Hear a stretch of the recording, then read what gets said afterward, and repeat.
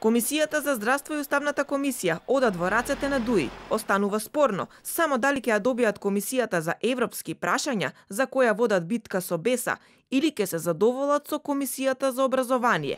Ова денес го потврди координаторот на пратеничката група на ДУИ, Изет Меджити, кој напомена дека на неговата партија изследуваат 3 собраниски комисии, по 8 на СДСМ и ВМРО ДПМН и по 2 за Алијанса на албанците и Алтернатива.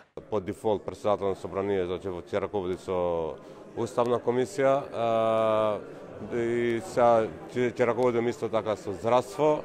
И дилемата е дали ДУИ ќе раководи со европски прашања или пак образование. Меджити потврди дека постои парламентарно мнозинство за подготовка и закажување на следната собраниска седница, на која што комисиите ќе бидат избрани, иако пратеникот Арбен Зибери е во изолација, а празно и пратеничкото столче кое поради министерското место го остави пратеничката Јагода Шахпаска од Социјалдемократскиот сојуз. И премиерот Зоран Заев денес изјави дека мнозинството во парламентот е стабилно и очекува во текот на следните денови собранието да направи верификација на мандатот на следниот пратеник на листата по Јагода Шахпаска, за да оформената коалиција од 62 пратеника биде потврдена комплетно. За пратеникот Исмаил Јаховски, кој на сајтот на собранието е ставен во групата на независни пратеници, Меджити рече дека станува збор за техничка грешка која се надева дека ќе биде поправена. Он беше неколку мандати граначалник на Демократската унија за интеграција во Пласница.